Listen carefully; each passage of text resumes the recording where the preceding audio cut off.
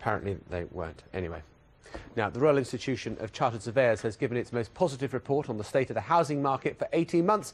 It says estate agents saw an increase in interest from buyers and a fall in the number of unsold homes being advertised. Well, let's speak now to Simon Rubinson. He's the Chief Economist at the Royal Institution of Chartered Surveyors, and he joins us from our central London studio. And welcome to you, and to the housing expert Henry Pryor, founder of the website housingexpert.net, and a very warm welcome to you.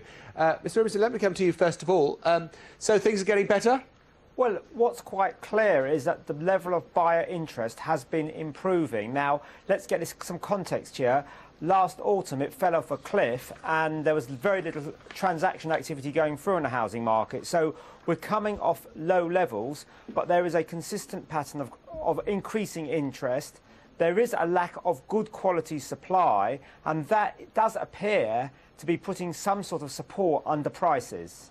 So presumably, therefore, that if suddenly a lot of people thought, you know what, I could sell my house, that could lead to a sudden collapse in prices again because you'd have a lot more supply in the market.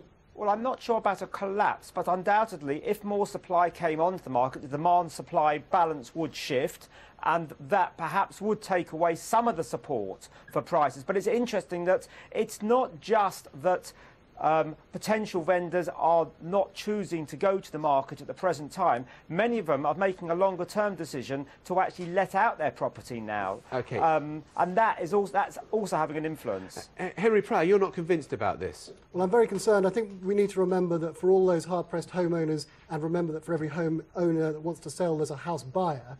They're getting such mixed messages at the moment. We've heard of green shoots ever since Easter. The frost, I'm afraid, came along and demonstrably, as far as the Land Registry is concerned, snuffed those out. We need to keep a bit of perspective on this. Remember that asking prices, according to Rightmove, a veritable authority on asking prices, are at £222,000. Sale prices, according to the lenders, the Nationwide and the Halifax, are down at around about £157,000. So house buyers are still being incredibly savage when it comes to actually the offers they're making on the very few transactions that are occurring. Is that right? Well, there's no doubt that there's still a lot of room for negotiation between obviously ask and sale prices, and there would be in this sort of market. But I think that what we are seeing is very localised trends, so that in specific areas, and I think London is actually one of the areas that's benefiting from this, in specific areas where there is a shortage of particular type of property, and that is leading to competitive pricing of some properties. This is not something I think that can be used to describe for the marketplace across the country. We are seeing very localised trends. Henry Pryor, are you saying that the Royal Institution are kind of over-exaggerating?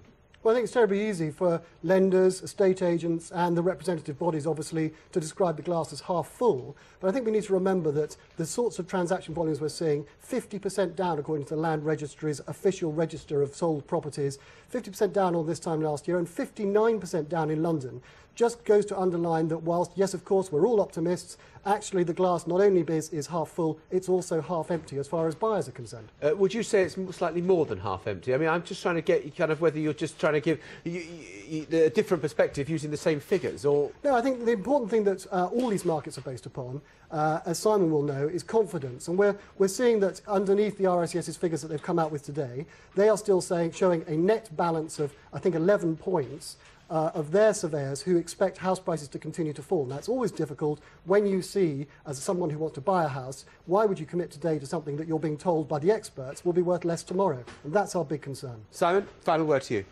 Well, I think that clearly there are some headwinds for the housing market. No one's saying that it's plain sailing going forward, but the news flow has improved. I don't think there's any getting away from that.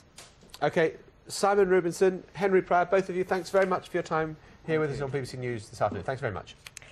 Right now,